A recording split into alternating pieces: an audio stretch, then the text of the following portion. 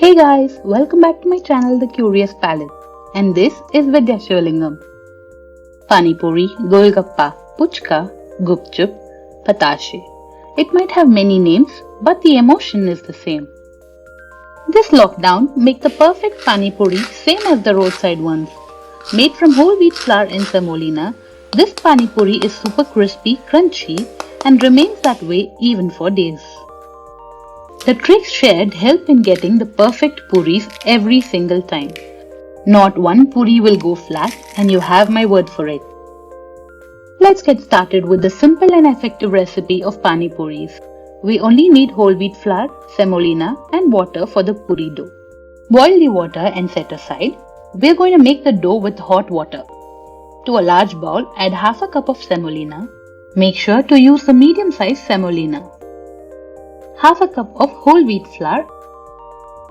Give this a quick mix and add 3 tablespoons of water. I have tried to measure the water as I go on making the dough, as I usually go by the sense of touch. But for your ease, I will measure it out today. Mix the ingredients with a spatula or a spoon until there is no more dry flour evidently left. I am adding 2 more tablespoons of water as this looks very dry. It's always better to add little water at a time than to have more water and add flour to adjust the consistency. We're almost there. I think we'll add just 1 more tablespoon of water. Mix it well and I think this looks good. There is very little dry mixture left behind. Time to get your hands in. We will knead this to a tight dough, somewhat similar to that of a samosa dough, only slightly different in texture as there is no fat and the semolina addition makes it feel completely different and coarse. Keep kneading the dough by pressing it and bringing it together. The dough mixture still looks dry. Let's add another half a tablespoon of water. The dough will start coming together as the semolina starts absorbing water and blooming. When you press and knead, we are essentially mashing up the fluffed semolina. I bet you've never felt like the puris have semolina while eating them, so you really need to knead it well. The end result should feel like it's a dough made from flour. This looks a little too tough.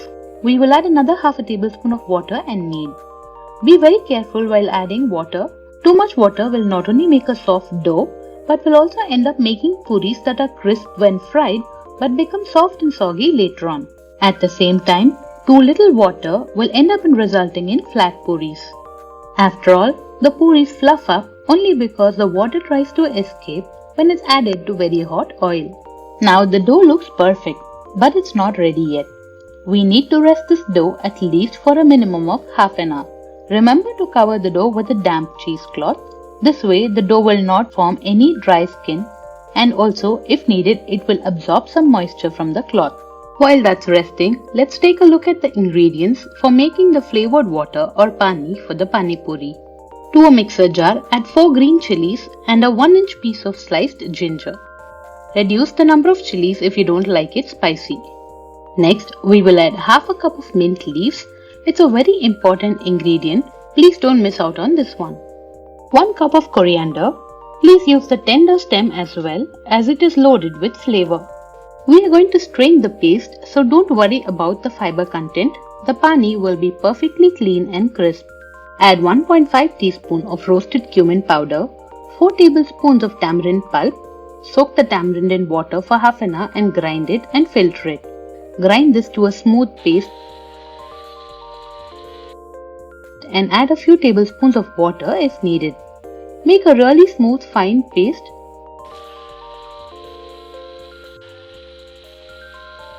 While that's grinding, please make sure to click on the subscribe button if you're new to my channel or if you haven't already subscribed. Just look at that color. Lovely bright green. Add 1 liter of cold water immediately to avoid the color from getting a little dark. You can see the discoloration as I didn't add water immediately. Cold water prevents discoloration of the herbs. You can store the herb paste or this water itself for up to months by freezing it. Strain the herb water and get rid of the fiber strands.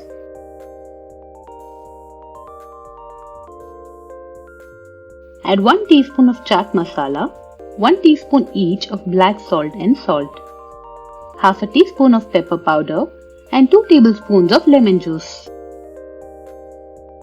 Mix this well and lastly add some bundi. This is completely optional, so if you don't have it at home, don't bother stepping out for it. The flavored water or pani for the pani puri is ready. Refrigerate this for best results. Let's make the masala or potato filling for the pani puri. Here's a quick look at the ingredients needed for the masala.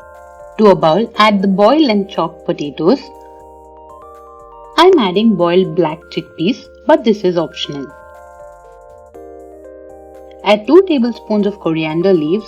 Don't use a stem for this. Some finely chopped onions, which are also optional. Add salt, black salt and dry mango powder as per taste.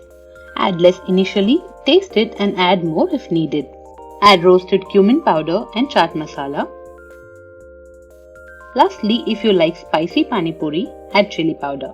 I'm a huge spice lover, so chilies are never enough for me. I'm making only enough needed for 2 people, and it's midnight while I'm recording this, so I'll not be able to consume the whole thing. Please make all of it, as we will be needing this much at least for all the puris we are going to make. Also, storing it after mixing is really not that great, so mix just before consumption and store not more than an hour or 2. And the potato filling or masala for the pani puri is ready. It's been around 40 minutes since we mixed the dough. We can get started on making the puris. Watch out for some small tips in this process. I will also show you what mistakes can lead to a flat puri in spite of having the perfect dough. Knead the dough again and notice how the dough has toughened a little more. This is because the semolina would have absorbed more water. But that is perfectly fine. Divide the dough into 2 halves. We will work with one and keep the other one covered with a damp cloth. Remember, throughout the entire process, never let the dough air dry. Just add a few drops of oil on the countertop and spread it, so the dough does not stick to the surface. We don't want to add any flour. This would make the dough drier and also dirty the oil used for frying. Roll this dough using a rolling pin to a thin sheet. The thickness should be somewhere between 1 to 1.5 millimeters. If it's too thin, the puris will fluff up but break and start absorbing oil. If it's too thick, the puris will not fluff up. Using any sharp circular utensil or a cookie cutter, cut out rounds and store them again on a damp cloth covered with another damp cloth. If you do this, you can roll out all the puris and then begin the frying process. Otherwise, we will have to make one batch, fry them and then start with the other. And if you leave it covered in a damp cloth, no matter how long you take after rolling them out, the puris will fluff up for sure when fried. Next most important tip is the temperature of the oil we are going to fry at. I'm not going to ask you to use a thermometer, don't worry, but we need the oil to be really hot. You can test it by dropping a 1-inch piece of bread, and if it takes more than a minute to brown, then please wait. That's about the oil temperature. Now let's talk about the frying method. Drop one rolled out dough at a time and make sure to press it into the oil. Once that fluffs up, you can add the next one. The wheat puris need help in fluffing up, which is why you need to make sure it's completely immersed, unlike the puris made from semolina. I will make another video on the semolina puris. For now, let's concentrate on the wheat puris. Remember, the flame should never be reduced to low. The entire time while frying, keep shifting between high and medium high if the puris start turning too brown. If you fry at a slightly lower temperature, the puris end up absorbing too much oil. If you fry them at very low temperature, the puris will not fluff up at all and will become crunchy, hard, flat discs.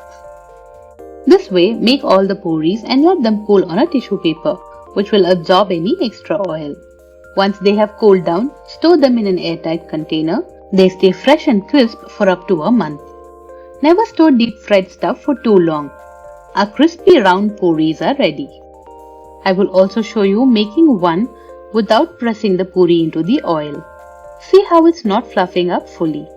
In fact, it's slightly fluffing up because of the perfect dough and oil temperature, but to get a fully fluffed up puri, you will have to press it down. Just slightly will do. The aim is to only keep it immersed. Let me show you how crispy they are. If you try this once, you will never try another recipe for the puris. And I bet you will not be able to tell the difference between these and the store-bought ones.